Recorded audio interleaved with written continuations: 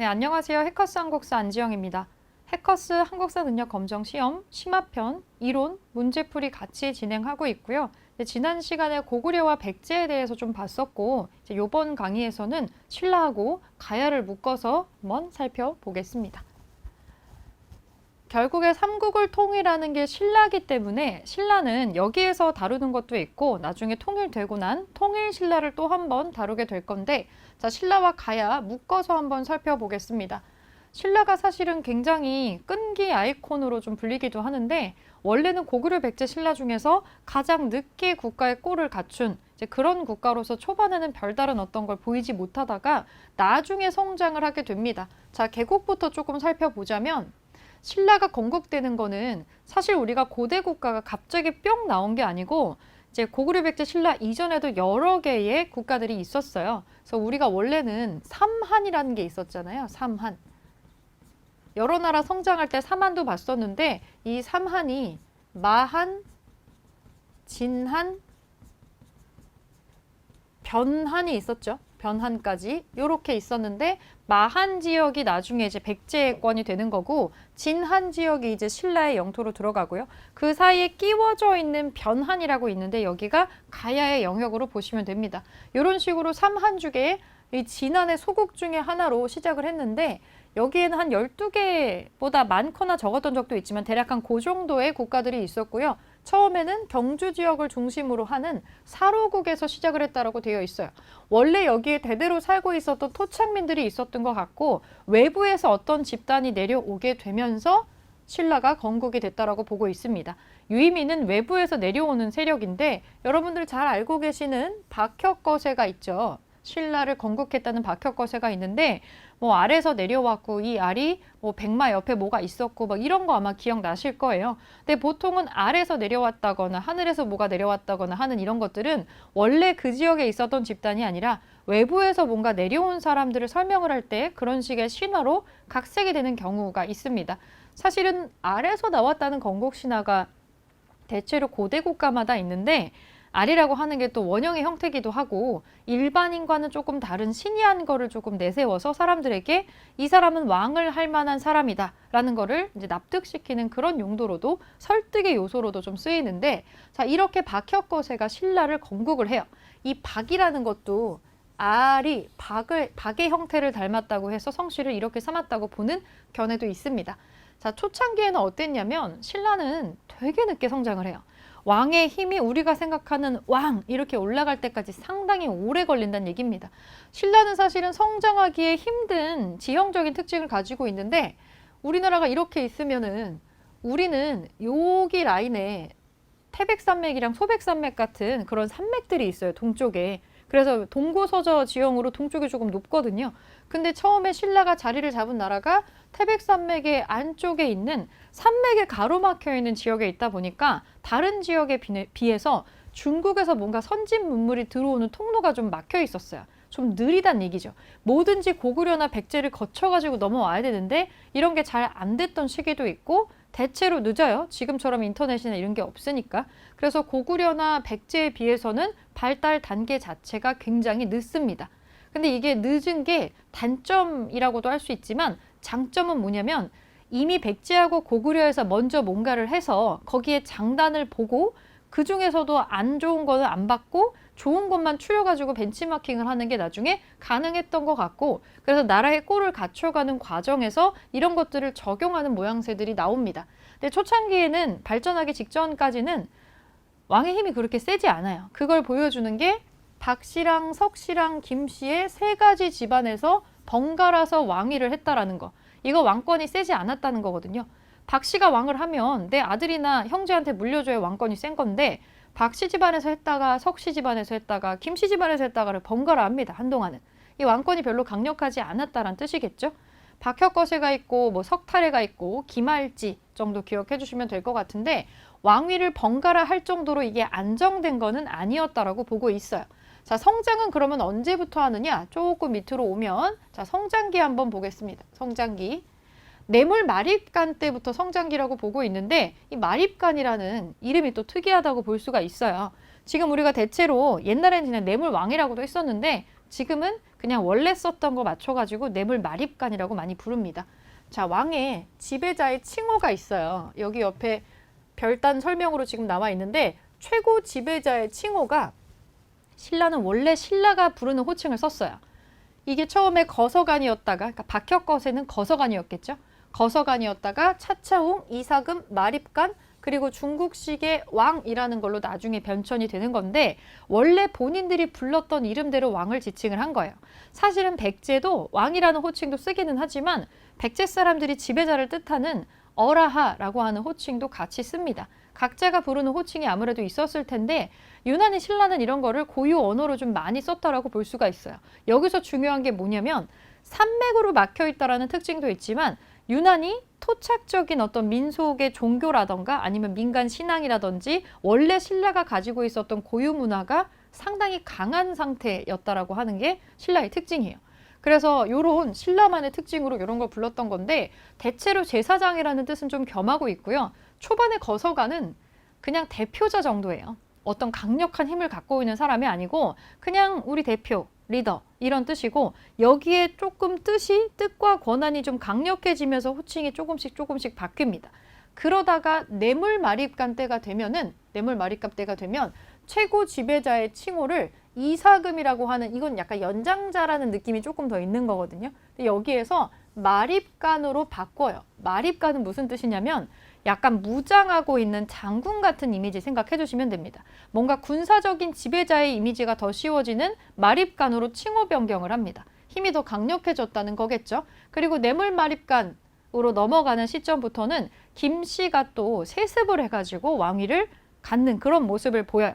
왕위를 물려준다는 거죠. 한 집안에서 왕권이 상당히 강력해지는 모습 같은 것도 보여주고 있습니다. 그리고 이 시기에 이 뇌물마립간이 이 외의 침략을 받는 그런 사태가 벌어지는데 이거를 고구려에다가 요청을 해서 광개토 대왕 여기에 또 호응을 해가지고 외를 격퇴를 해주는 것까지 있습니다. 요 관계가 요런 게 있었다라는 거를 광개토 대왕릉비에서 확인은 할 수가 있어요.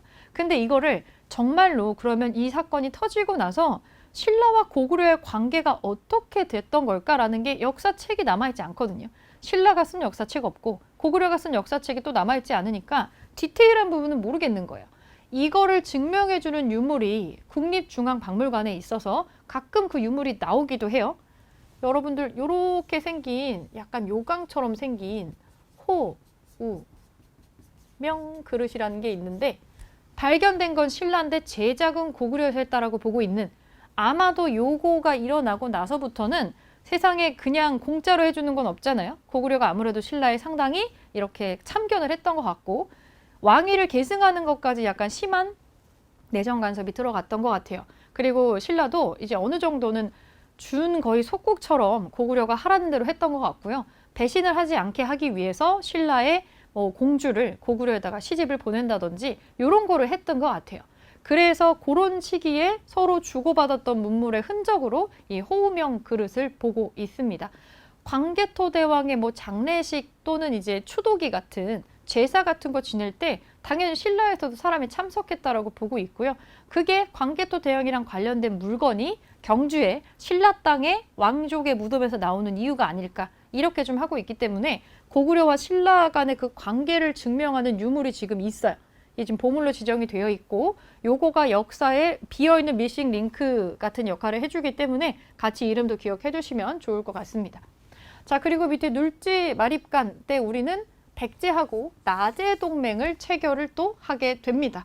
그래서 이제 내려오는 고구려를 견제하는 이제 지금 우리가 마립간 시기에 뇌물 마립간 때가 되면 고구려 도움도 받긴 하지만 너무 또 참견을 하게 되거든요. 그래서 조금 고구려한테 벗어나려고 하는 시도를 하면서 옆에 있었던 백제하고 연합을 좀 하게 되면서 그러면서 나제 동맹 같은 걸 맺게 되는 거죠.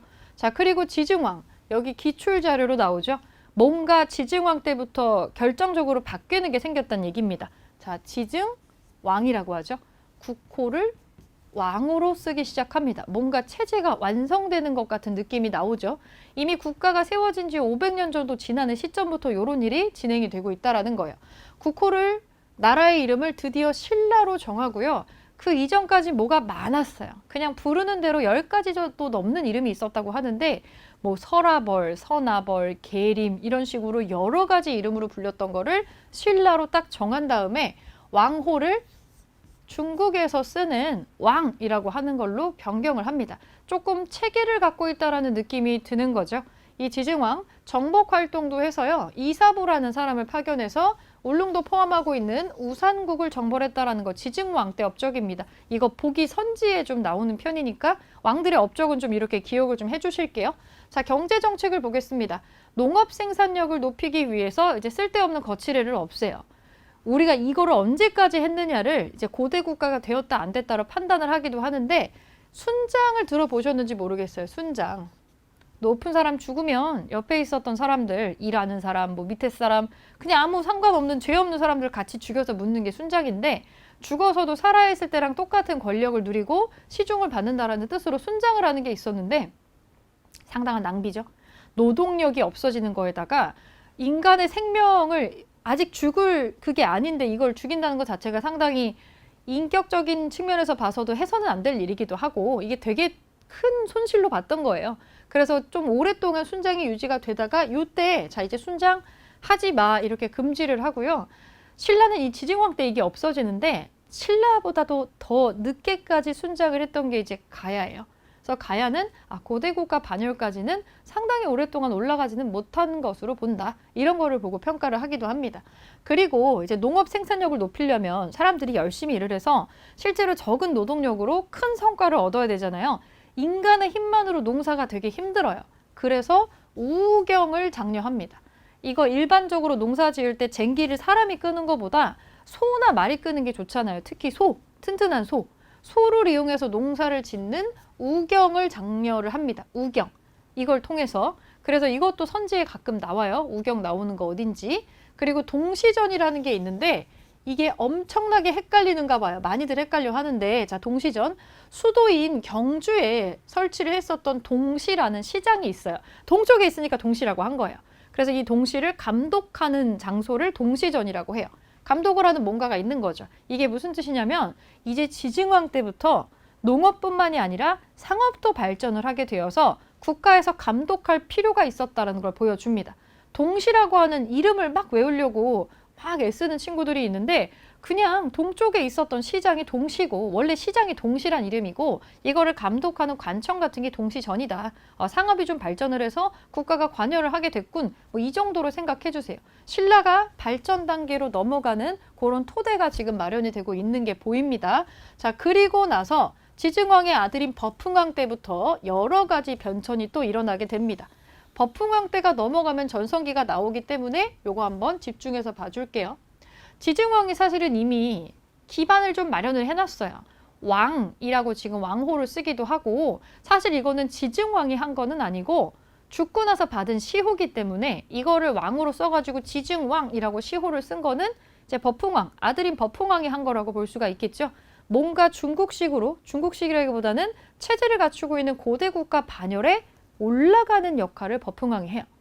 버풍왕은 어찌 보면은 고구려의 소수림왕 같은 그런 역할인데 신라가 뭐든 늦어요. 고구려랑 비교했을 때 이런 고대 국가 기반을 갖추는 게 고구려랑 비교했을 때는 한 150년 정도 차이가 나고 백제랑 비교하면 거의 250년?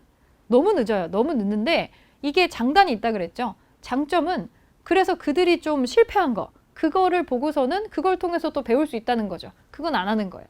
좋은 것만 갖고 와가지고 벤치마킹 하는 게 가능하더라. 그래서 사실은 버풍왕이 벤치마킹을 한 대상은 고구려의 소수림왕이 아닐까 생각을 합니다. 비슷한 걸 되게 많이 해요. 자, 국가 체제 정비하죠. 중앙관청 정리합니다. 자, 병부 설치하고요. 여기서 말하는 병부의 중요성은 왕이 컨트롤할 수 있는 병부가 이제 생긴다는 거예요. 그 왕의 힘이 좀 올라갔다고 볼 수가 있겠죠. 유난히 신라는 원래 있었던 기본 중신들의 힘이 조금 세고 토속신앙 너무 세고 왕권보다는 원래 있었던 거에 힘이 좀 많이 실리는 모양새가 있어서 체제 정비가 지금 중앙에 몰리고 있지가 않았어요. 그런 거를 중앙에다가 힘을 모아서 국가의 기틀을 갖추는 거를 천천히 시도를 하는 거죠. 소수림왕 같은 경우는 이 모든 삼박자를 갖추는데 3년밖에 안 걸렸어요. 물론 절체절명의 위기의 순간이었기 때문에 그렇게 했던 것도 있겠지만 신라랑 고구려는 상황이 조금 많이 다릅니다. 전쟁 시기도 아니었고 그 소수림 왕 상태처럼 이제 이거 안 하면 우리나라 망할지도 몰라 이런 상태는 아니었는데 일종의 태평성대인 어떤 상황에서 왕의 힘을 기존의 토착 세력을 누르면서 서서히 이렇게 중앙에 집중시키는 그런 거를 눈치 게임을 지금 좀 한 거죠. 그래서 고구려의 소수림 왕은 후다닥 이걸 다 했는데 여긴 좀 텀이 좀 있어요. 텀이 조금 있다는 게 특징이고 순서도 조금 다릅니다. 그거 한번 볼게요. 그리고 보면은 귀족들을 대표하는 상대등을 설치했다라고 하는 게 국가 체제 정비로 나오는데 화백회의라고 들어보셨죠? 여긴 특이하게 또 만장일치제가 있어요. 귀족회의 중에서 한 명이라도 반대하면 안 되는 게 있는데 사실은 왕은 화백회의에서 추대가 되고 이것 때문에 화백회의를 무시를 못해요. 화백회의 눈치를 좀 많이 봐야 되고요. 그래서 귀족 눈치를 많이 보는데 그 귀족과 왕을 이어주는 연결다리 같은 존재가 생겨요. 그러니까 이전이랑은 조금 왕의 권위가 상대등의 존재로 인해서 왕이 임명하는 거니까 이거는 상대등의 존재로 인해서 조금 더 왕권이 좀 올라갔다고 볼 수 있는 그런 부분입니다. 어쨌든 중간 조율자가 생겨서 이제 화백회의에서 맘대로 뭐를 팍 이렇게 한다기보다는 상대등하고 의견을 조율하는 그런 게 생기니까 이제 뭔가 체제가 꼴을 갖추고 있죠. 그리고 드디어 국가 통치를 기본적으로 명문화에서 나오는 율령이 나옵니다. 율령. 중앙 집권 체제가 이 왕한테 몰리는 거, 요게 강화가 되는 건데 소수림 왕이 뭐뭐뭐 먼저 했는지 기억나시나요? 소수림 왕은 불교를 먼저 하고요. 그 다음에 율령을 반포하는데 1년 정도밖에 텀이 없어요. 그냥 팍팍팍 이렇게 진행을 하게 돼요. 빠르게 진행이 됐다는 얘기죠. 그런데 지금 순서도 조금 다릅니다. 율령을 먼저 반포를 한 다음에 그래서 왕한테 권한을 조금 몰아주고 왕의 체면을 조금 올리고 왕이라고 하는 사람에 대한 권한을 올린 다음에 약간의 텀이 있어요. 약간의 텀이 있고 한 8년 정도 지난 시점에 불교를 공인합니다. 불교를 공인하는 게 고구려처럼 쉽지 않았다는 반증이에요. 기존에 있었던 신라 원래 고유 신앙이 너무 센 거예요. 신라는 좀 다신교거든요. 원래는. 뭐 그리스 로마까지는 아니어도 각자가 믿는 신이 따로 있고 전통 종교라는 게 있었어요. 그게 되게 센 국가가 신라였고 그 힘도 엄청 강력했고요. 불교가 들어오지 않은 건 아니었는데 기존의 귀족 집단이 자기들이 믿는 신들이 있어요. 그래서 불교가 들어오는 걸 굉장히 경계해요. 왜냐하면 왕이 불교에 힘을 실어주려고 한다는 걸 알고 있었기 때문에 종교라기보다는 정치적인 목적의 경계 대상으로 생각을 했다고 보는 게 더 맞는 것 같고 발을 못 붙이게 합니다. 불교를. 불교를 공인하는 게 쉽지 않았다는 얘기예요. 귀족들의 단체 반발을 불러일으킬 수 있는 여기는 화백회의가 있잖아요. 그거 무시 못하거든요. 그러니까 뭔가가 귀족들이 찍소리도 못하는 납득할 만한 뭔가가 필요했어요. 소수림 왕이 불교를 공인할 때는 불교 공인이라고 전파하고 자기가 사찰 짓고 하는 걸로 스무스하게 넘어갔지만 여기 그게 안 된다는 얘기예요. 기존의 종교가 힘이 너무 세고 고구려와 상황이 좀 다르다라는 겁니다. 그래서 이 불교를 공인할 수밖에 없는 어떤 액션이 필요했어요. 그래서 불심이 깊은 신하였던 이차돈하고 이제 짜는 거죠. 이차돈의 죽음을 계기로 불교를 공인을 하게 됩니다. 경주에 가시면 국립경주박물관에 그 이차돈의 순교의 모습을 새겨놓은 이차돈 순교비가 있어요. 실제로 이차돈이 무슨 얘기를 하냐면 자기들이 짠 거죠. 이렇게 짠 건데 아직도 이것이 트릭이었는지 아니면 정말로 기적이 연출된 건지는 모르겠어요. 그런데 이차돈의 순교가 어떻게 진행이 되냐면 이차돈이 천경림이라고 하는 전통 원래 토속의 신라의 종교를 믿는 그런 아주 신성한 숲이 있어요. 신라에서는 종교적으로 저기 들어가거나 이 나무를 베면 안 돼라고 하는 신성한 숲 지역에 있었는데 거기 천경림을 막 뵙니다. 천경림을 막 베고 거기다가 사찰을 짓는다고 한 거예요. 당연히 기존의 신라 귀족 세력들은 난리가 나서 이 무슨 말도 안 되는 일이냐며 이차돈을 잡아와가지고 이놈을 죽여야 된다. 너무 천인공노할 짓이다 이러면서 막 우왕좌왕 난리가 났는데 안 그래도 이제 이들 입장에서는 불교가 이단인 거죠. 우리 쪽에 외부 종교가 지금 들어온 거니까. 그래서 이차돈이 얘기를 해요. 불교를 믿어야 되고 부처님은 실제 하고 여기에 모두 귀의를 하셔야 된다. 이거는 사기 같은 게 아니다. 그러면서 아주 차분하게 뭐라고 하냐면 그 버풍왕이 이제 서로 안면이 없는 것처럼 둘이 연기를 하는 거죠. 너의 말이 사실인지 아닌지 어떻게 하느냐 했더니 이제 이차돈이 지금 이 자리에서 제 목을 베셔서 제 목에서 흰 피가 나오면 그러면 부처는 실제 있는 것이고 불교는 정말로 믿어야 되는 종교다. 이렇게 얘기를 한 거죠. 당연히 옆에 있었던 사람들은 비웃으며 당장 저놈의 목을 치라고 난리를 치게 되죠. 그래서 실제로 거기서 처형을 했는데 이차돈의 목을 딱 치자마자 목에서 흰 피가 막 솟구쳐가지고 엄청나게 높이까지 올라갔는데 그 우유 같은 피가 막 올라가서 떨어지면서 꽃비가 내리더라. 그거를 그 현장에 있었던 귀족들이 다 본 거예요. 기적을 본 거죠. 그래서 그 현장에서 이차돈의 순교 장면을 목격한 귀족 전원이 불교를 인정을 하게 되고 독실한 불교 신자가 되었다는 얘기입니다. 이것이 정말이었는지 아니면 어느 정도 픽션이 가미된 얘기인지 알 수는 없지만 이차돈의 순교가 결정적인 계기가 된 거는 맞아요. 그리고 여기서 또 하나의 차이점이 고구려의 소수림 왕이 불교 신자였는지는 모르겠어요. 이 사람은 그냥 정치적으로만 받아들였다고 이해를 하고 있는데 버풍왕은 모종의 몇 가지의 일을 겪게 되면서 특히 이차돈 순교도 영향을 많이 끼쳤겠죠. 본인이 독실한 불교 신자가 돼요. 이 버풍이라는 것도 실제로 불교식 왕명이거든요. 그래서 이분이 이거를 불교를 공인을 하고 나서는 나중에 그 다음 해에 불교를 공인한 다음 해에 살생을 하지 마라 라고 살생 금지령까지 내리고 나중에 불교에 굉장히 귀의하는 그런 면모를 보이고요. 그냥 본인이 독실한 불교 신자가 됩니다. 불자가 돼요. 그리고 버풍왕이 죽고 나서 버풍왕의 왕비는 출가까지 합니다. 이거는 뭔가 불교를 단순하게 정치적으로만 이용한 게 아니라 정말로 종교로도 받아들인 그런 면모를 조금 보이는 거죠. 자, 이런 우여곡절을 거쳐가지고 간신히 불교가 공인이 돼요. 이제 하나하나 꼴을 갖춰가고 있네요. 율령이 반포되고 불교가 공인되고 여러 가지 것들이 지금 나오고 있습니다. 그리고 정복 활동을 해서 옆에 금관가야를 흡수를 하고요. 금관가야의 마지막 왕이었던 김구해, 구형왕 김구해에게 벼슬을 줘가지고 포섭을 합니다. 김구해는 여기를 와서 진골 귀족이 돼요. 여러분 신라는 골품제라는 게 있어요. 이 골품제가 신라가 어느 정도 성장을 할 때까지는 뭉치는 구심점이 되어주지만 나중에 신라가 망하게 되는 결정적인 거였다고도 많이 보입니다. 마치 인도의 카스트처럼 사람 개개인의 가능성을 보는 게 아니라 날 때부터 신분이 정해져 버리는 사실 되게 불합리한 제도죠. 이 진골귀족은 원래 위에 왕족은 성골이고요. 성골이 있고 그 다음에 진골이 있고 그리고 육두품이 있어요. 이 사람들은 철저하게 나뉘어 있어서 옷차림이나 집의 크기나 이런 것도 다 정해져 있었고 성골만 왕이 될 수 있고요. 진골은 그냥 귀족입니다.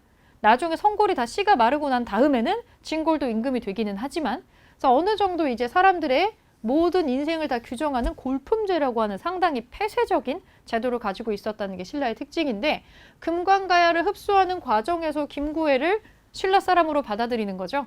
성골은 될 수 없겠죠. 가야 사람이니까. 그래서 진골 귀족으로 들어오는데 이 김구해의 셋째 아들이 김무력이라고 있어요. 이 김무력의 아들이 김서현입니다. 김서현의 아들이 김유신입니다.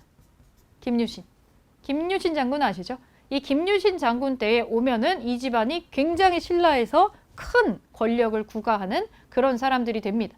김유신의 여동생이 김춘추와 결혼을 해서 왕족으로 완전히 편입을 하게 되고 그러면서 굉장한 권세를 누리게 돼요. 경주에 있는 김유신 무덤에 가보시면 뭐 왕릉같이 생겼습니다. 얼마나 이 사람이 큰 권력을 누렸는지를 증명을 해주는 거죠.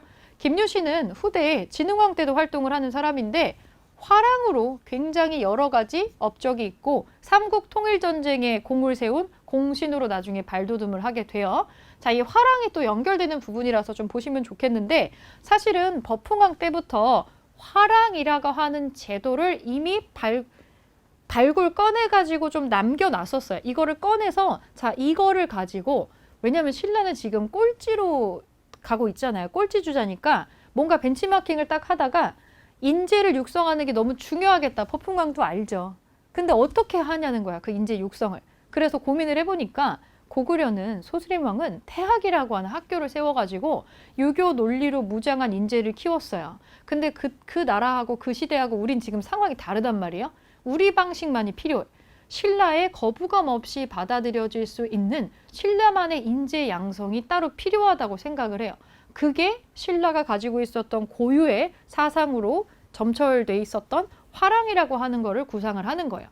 원래 화랑은 원화라고 하는 여성 집단이었어요. 일종의 무녀에 가까운 거였는데 요게 모종의 몇 개의 사건을 거치면서 진흥왕 때가 되면은 남성을 뽑아가지고 하는 화랑이라고 하는 제도로 정착이 됩니다.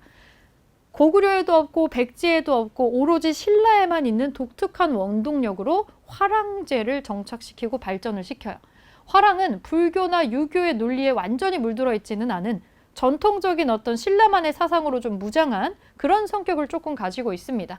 그 화랑의 밑으로 낭도들이 조금 있고 우리가 몇 가지 드라마를 통해서 이거 보신 분들도 있을 거예요. 나라를 위해서 죽는 것이 가장 명예로운 죽음이라고 생각하는 젊은 청소년 집단을 육성을 하는 거죠. 문무에 뛰어난. 자, 진흥왕 때가 되면은 버풍왕의 이런 작업들이 다 꽃을 피우게 됩니다. 버풍왕이 이런 시스템을 27년 제위에 있는 동안에 차근차근 만들어 놨어요. 그리고 나중에 건원이라고 하는 연호도 씁니다. 자, 시호를 처음 쓰고요. 아버지에게 지증왕이라는 시호를 주고 연호도 쓰네요. 체제가 완성되고 있다는 뜻입니다. 버풍왕은 신라의 시스템을 완성시키는 사람이에요. 그냥 이거를 법적으로 완성시키는 흥하게 만드는 사람, 버풍왕. 이렇게 기억해도 무방은 해요. 자, 그래서 버풍왕 뒤에 진흥왕 때부터 우리는 전성기를 이제 신라의 전성기라고 보고 있는 거죠. 자, 어떤 식으로 전성기가 왔는지 한번 볼게요. 보통 전성기라고 하면 영토가 확장되는 걸 많이 얘기하잖아요. 여기 보겠습니다. 기출에 나왔다라고 또 되어 있죠. 정복활동 빼놓을 수 없습니다. 아버지가 토대를 지금 다 마련을 해놨어요. 이제 신라도 이 구석에서 벗어날 때가 왔습니다. 전체 지도에서 보면 경주가 진짜 동쪽에 되게 치우쳐져 있어요. 이거를 벗어나기 위해서 드디어 이제 태백산맥을 넘을 계획을 짜고 있는 거죠. 자, 정복활동, 한강 유역을 확보합니다. 혼자서는 안 되죠. 혼자서는 안 돼서 이전까지 백제하고 신라가 나제 동맹을 하고 있었단 말이에요. 신라가 이렇게 강력해지고 체제를 탄탄하게 다져가고 있는지를 알 길이 없죠. 그냥 무시만 하고 있었을 거예요. 백제 입장에서는 쟤네가 뭘 알아. 우리가 뭐 전달 안 해주면 아무것도 모르는 애들인데 저기 산맥 건너편에 사는 조금 미개한 사람들이라고 생각했을 수도 있습니다. 감히 신라 주제에 약간 이런 게 없잖아 있었어요. 그렇게 있었는데 진흥왕이 얼마나 걸출한 인물인지도 전혀 알 길이 없었을 거고 진흥왕이 철저하게 또 위장을 하기도 했어요. 자, 그래서 백제의 성왕이 연합작전을 제안을 했을 때 굉장히 우호적으로 이거를 응했고요. 그래서 백제 둘이 동상이몽을 꾸기는 했었죠. 사실은 진흥왕은 이미 꾸렸던 작전이 있었고 성왕이 이걸 미처 깨닫지 못했었던 건데 자, 둘이 연합을 해서 고구려를 지금 당장 신라가 칠 수는 없잖아요. 연합을 해가지고 얘네들 백제의 힘을 통해서 이 위쪽에 고구려를 위로 보내버리고 자, 한강을 차지하는 한강 진출을 한번 해보자. 그래서 애초에 약속대로 한강 상류 지역을 냠 하고 먹고 기쁨에 들떠가지고 취해있는 백제를 이제 뒤통수를 쳐서 나머지 하류까지 확보를 합니다. 그러면서 한강 유역을 신라가 차지를 하게 되고 뭐 뒤에 성왕이 복수전을 하려고 했지만 관산성 전투를 통해서 또 성왕이 오히려 죽임을 당하게 되고요. 이미 진흥왕이 그 백제 쪽에다가 첩자를 다 보내놔가지고 성왕이 별동대 50명만 데리고 이 사람을 죽이러 온다는 걸 이미 다 알고 있어서 사실은 매복을 하고 있다가 성왕을 잡은 것으로 되어 있습니다. 굉장히 지략이 뛰어난 사람으로 평가를 지금 하고 있어요. 진흥왕. 그리고 나서 마지막 가야, 대가야를 또 정복을 합니다. 가야가 육가야 연맹체가 있는데 금관가야가 반장하다가 나중에 대가야가 넘어가요. 고령 지역에 있었던 대가야가 이제 맹주 역할을 하다가 대가야까지도 이제 흡수를 하는 게 진흥왕입니다. 이사부를 보내서 대가야를 공격해서 멸망을 시키고 영토를 확장하는 모습을 좀 보여주고 있고요. 자, 비석들을 세워요. 영토를 넓혔잖아요. 신라가 이제 한반도에 전역으로 진출을 하고 있다는 걸 그 지역 끝에까지 가서 비석을 세워가지고 만천하에 알리는 겁니다.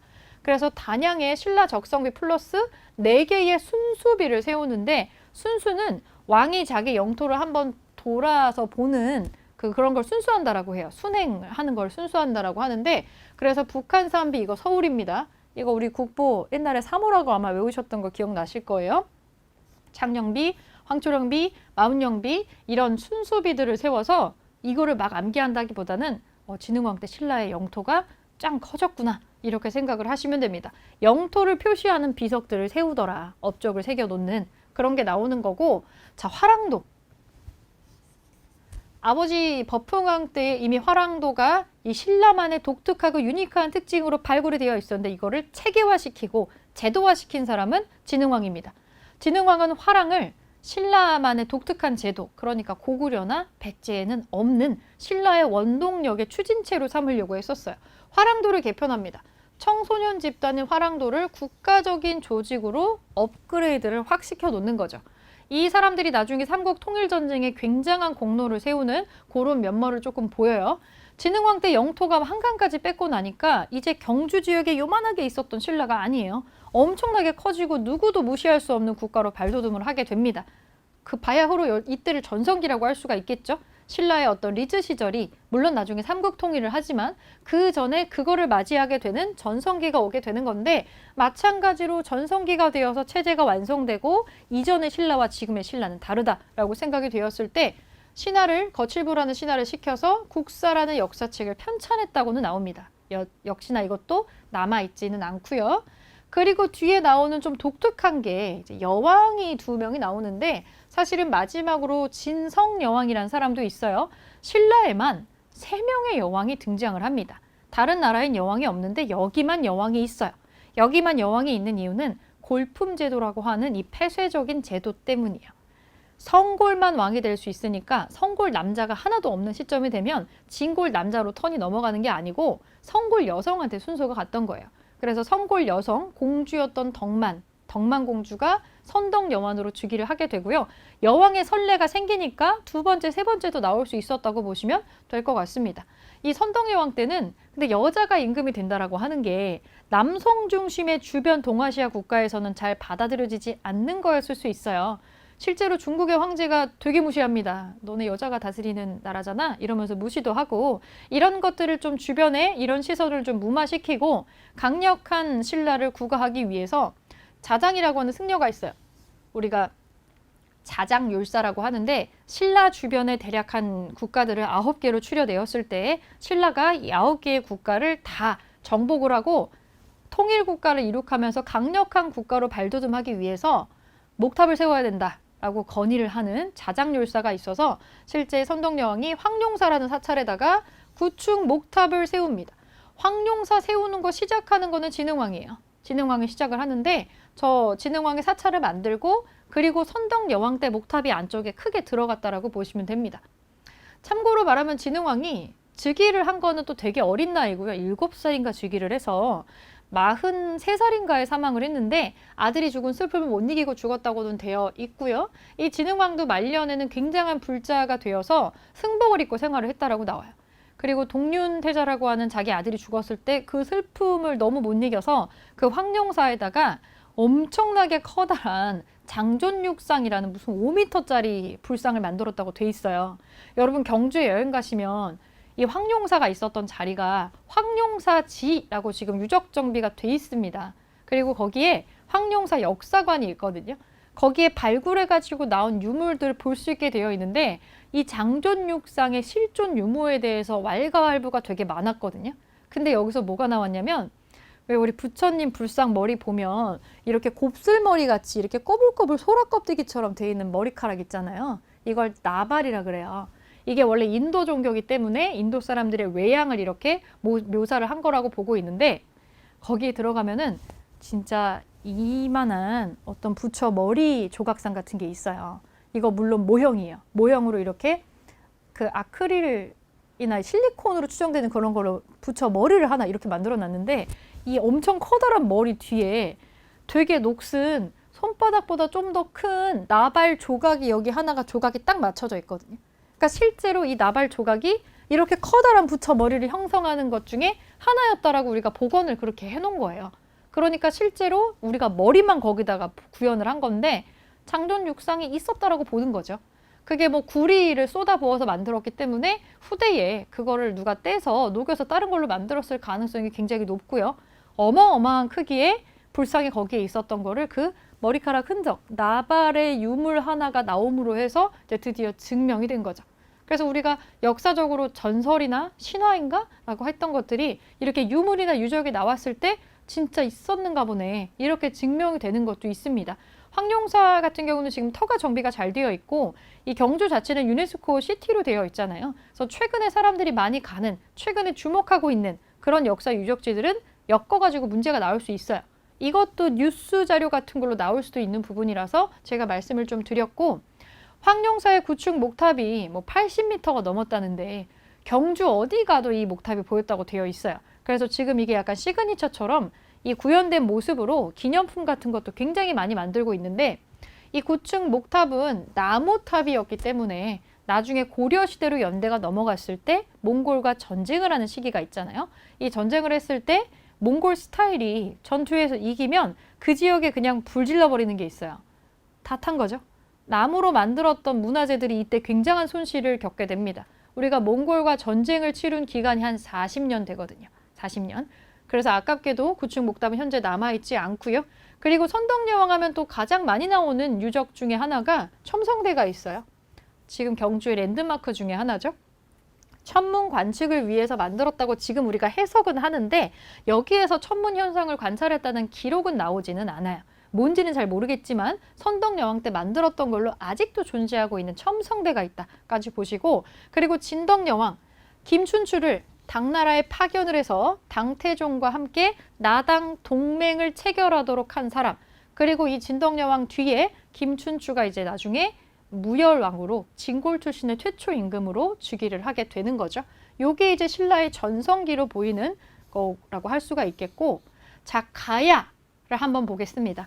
사실 신라는 이 뒤에 이제 삼국 통일에 나오는 부분은 뒷시기의 남북국으로 아마 또 다루게 될 거고요. 자, 가야로 넘어가 보겠습니다. 가야. 가야는 최근 3개년 시험 중에 6번 나왔다고 되어 있는데 중요하게 나올 수밖에 없어요. 이거 문화사 파트에서 아마 많이 나올 거예요. 왜냐면 2023년 가을에 가야 고분군 7개가 묶여가지고 유네스코 문화유산으로 등재가 됐어요. 우리나라에서만 보물이다 국보다 하는 게 아니라 전 세계의 사람들이 지켜야 되는 월드 헤리티지가 된 거기 때문에 당연히 한국인으로서 이 유네스코가 뭐뭐가 들어가 있는지 정도는 알아야겠죠. 그러니까 나올 수밖에 없는, 최근에 유네스코 등재된 것들은 좀 주의 깊게 역사랑 연결해서 보아두시는 게 좋을 것 같습니다. 자, 가야 연맹. 가야를 고대 국가에 껴주지 않고 삼국시대라고만 부르는 이유는 이 국가가 연맹체에서 끝났기 때문이에요. 단독으로 왕을 한 명씩 두고 있는 국가까지는 업그레이드를 못하고 연맹 단계에서 멸망을 하는 국가로 보고 있습니다.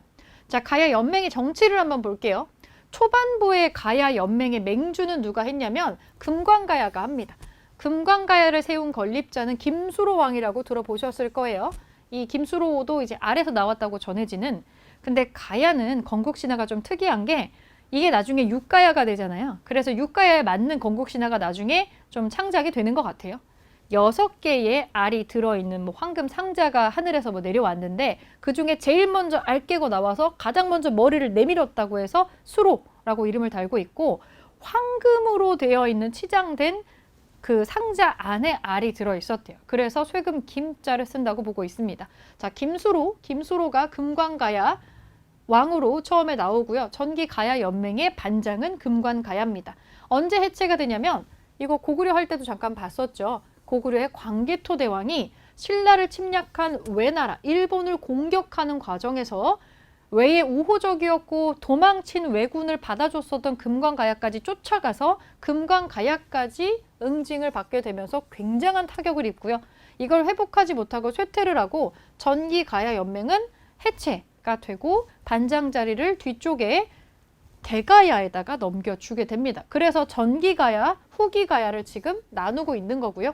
자, 금관가야가 이렇게 꼬꾸라지고 나서 이진 아시왕이라고 하는 김수로 동생이 건국을 한 고령의 대가야를 중심으로 후기 가야 연맹이 또 결성이 됩니다. 자, 이거는 김해예요. 김해. 지금도 있는 지명이기 때문에 김해. 그리고 지금도 고령이라고 있죠. 이 지역을 좀 생각해 주시고요. 김해는 저 바다 해자에서 볼 수 있듯이 좀 바닷가에 있고 이건 좀 안쪽에 있습니다. 혹시 지도가 나오면은 어떤 건 바닷가고 어떤 거는 안쪽이다, 내륙이다. 이거 좀 기억해 주시고, 자, 후기 가야 연맹은 언제 쇠퇴를 하냐면 백제하고 신라의 압박을 받아서 이 대가야도 나중에 흡수가 되죠. 흡수 통일이 되면서 여기도 쇠퇴를 하게 됩니다.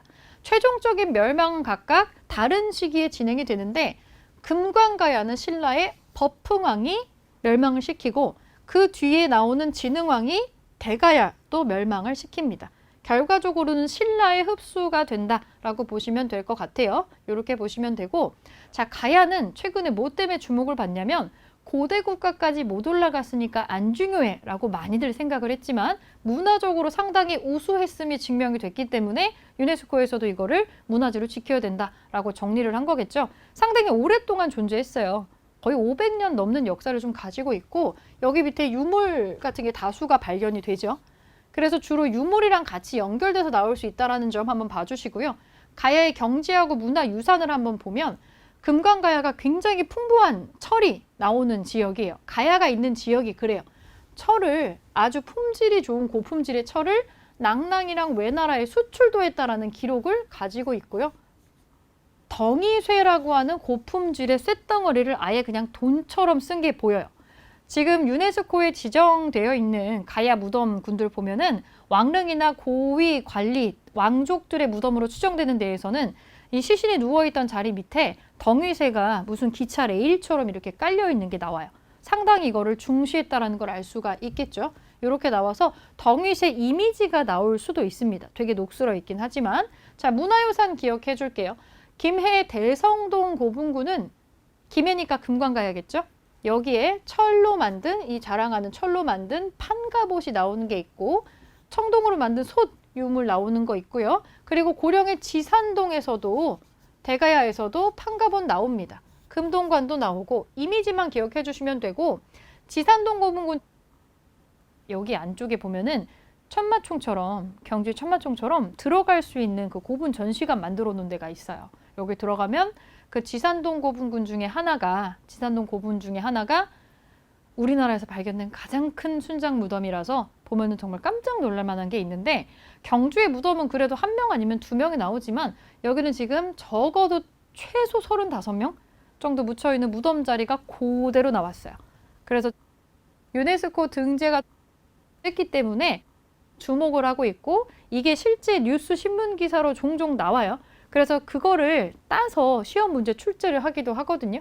여러분들이 가야에 대한 정보가 없으면은 못 풀 수도 있는 거니까 이게 왜 나왔는지를 좀 이해를 해 주시고 이 문화유산의 사진도 같이 묶어서 기억을 해 주시면 좋을 것 같습니다.